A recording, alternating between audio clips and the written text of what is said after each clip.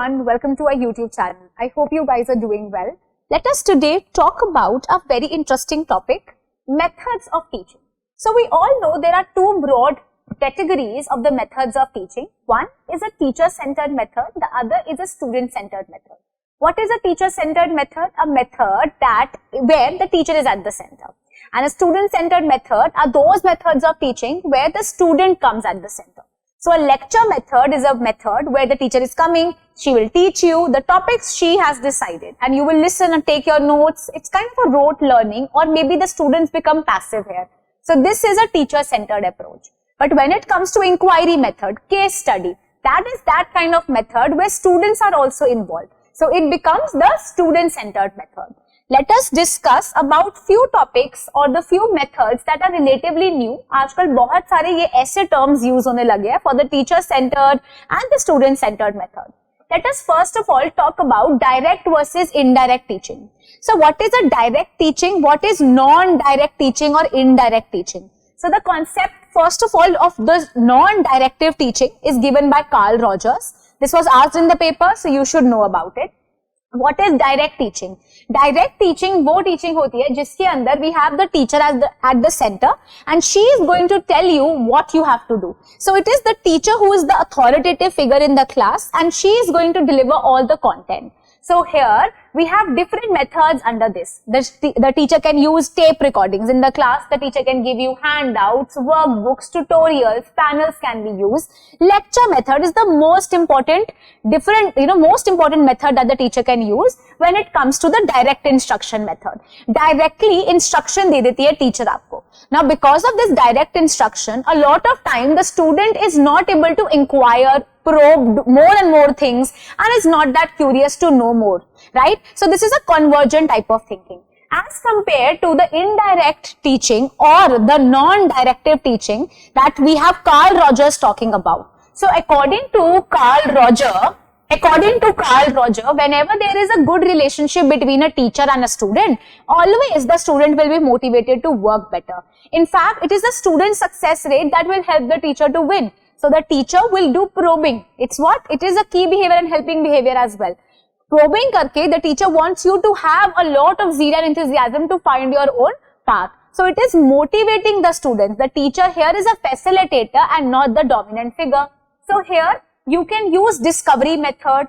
Discovery method can be used. It is focused more and more on imagination, case studies, composing, decision making, Socratic questioning, और inquiry method, concept mapping, right, mind mapping जो हमने पिछली class में पढ़ा, पिछली video में देखा, right. सो ये सारी चीजें can be used under the indirect type of instruction. So what is a direct teaching? A direct teaching is a direct instruction where explicit instruction is given and it is also called as a target teaching.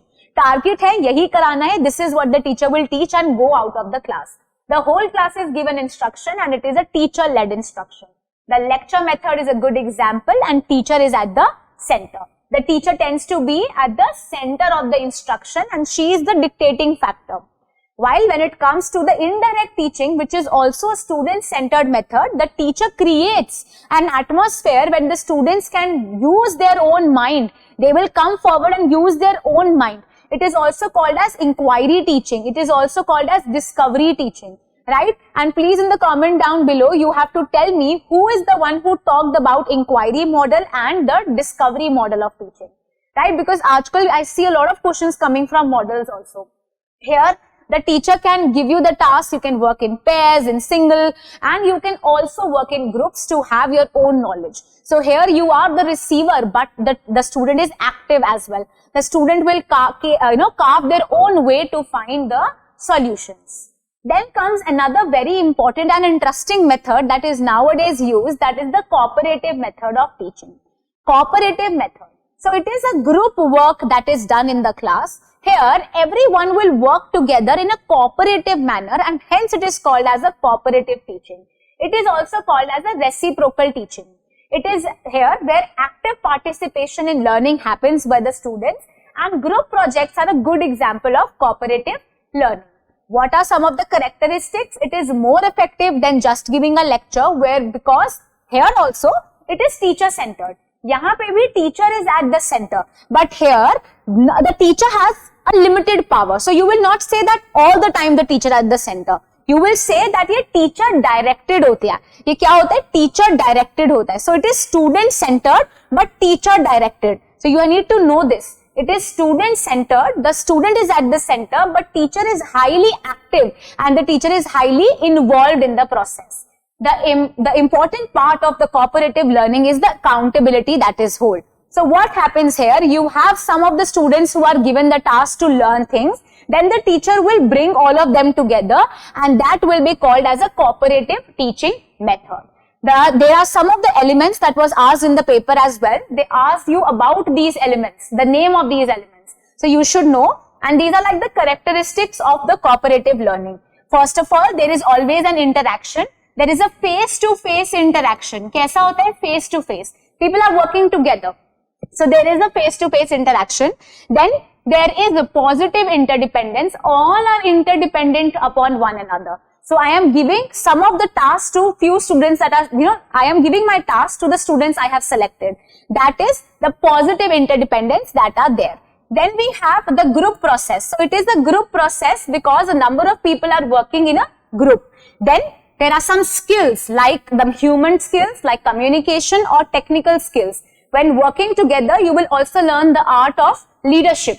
These are also involved, and there is individual responsibility because each is accountable, each is responsible for the different types of learning. So jigsaw puzzle, the jigsaw method of teaching basically is a good method that is an example of cooperative teaching जो इस बारी paper में बहुत बारी पूछा गया. So what is this jigsaw method of teaching? It is a multi-step strategy in which students cooperatively learn about a single topic. What is seen here? Students break themselves into smaller groups and each member becomes an expert in a particular or a specific subtopic that relates to the topic. So the teacher will give you one topic. Then there will be multiple groups created. Say suppose there are 3 groups. Each group will have an expert here. All of them will become experts at the topic given. Then they will all come forward and tell this to everyone in the class. So this is the jigsaw method. Jigsaw puzzle कैसे होती है? You have different pieces. This is a jigsaw puzzle. So you have different pieces. You put them all together.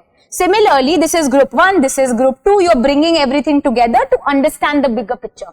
Here, once they master the important information from the specific subpoint, they meet and then they will discuss it with the number of groups that are there. This means that when they return back to their home group, all of them will have the knowledge. But here, what is one thing that you have to remember? Here, the teacher involvement is always seen. Because topic teacher ने दिया है, teacher will assess all of these things and then give you marks also. So it is a cooperative method. In a collaborative method, the role of the teacher reduces. This is the only difference between cooperative and collaborative. So this was one of the questions that was asked. A physics project has been stated by a teacher in one of the classes. The students in the project have been arranged into groups of 5 members each. Each member of a group is accountable for the creation of one individual component of a project. After that, the 5 components of each group will be assembled together to create a complete project. Right? Assembling कर रहे, अलग-अलग parts को साथ जोड़ा है. This is like a puzzle, and now we know that this is an example of jigsaw method of teaching. Right? Then, so of course, A is the answer. Then we have the collaborative teaching. So what is a collaborative teaching? When different students are coming together and they are helping one another to study. So they are collaborating with one another. But the role of the teacher is less. So this is also called as peer instruction. When you are responsible amongst yourself to learn things. So an educational approach of teaching and learning that involves group of learners working together to solve a particular problem or to complete a task or to create a new product. Learning is naturally a social act here. All of these students will work together. So it will use the method of think, pair and share. You'll think, you'll have a pair and then you'll share with the other person. It is a team-based learning project. Teams ban jayenge and you will learn among yourself. Like case study method use ho sakta hai. Fishball debate can happen. So fishball debate kaisi hoti hai? Another question that was asked in 2023. So this is the structure, outer circle, This is an inner circle. So here we have different seats, and this is, suppose there is a debate going on. One seat is filled, 2 seats are filled, say 3 are filled and 2 are empty. And there are students sitting at the outer circle also. So in each round, there will be multiple students coming and sitting on the empty seats, and then they will discuss around the topic. This is the fishbowl method. Here, everyone has something to say and they will contribute about the topic. But the role of the teacher is not there. They will themselves learn and they will help one another. So here it is also called as collective team learning. It is also called as peer teaching or learning, and it is also called as the learning communities. Right? So it works on the principle of think, pair and share. We have students who will think and discuss, they will create pair, and then they will share among one another. Sometimes peer instruction is also there. In a traditional method, teacher used to teach. In a peer instruction, the teacher has given the task. There are 3 groups and all of them are working together, collaborating. एक दूसरे के paper भी check कर देंगे, एक दूसरे को सिखाएंगे. That is peer instruction. What is basically the difference between cooperative learning and collaborative learning?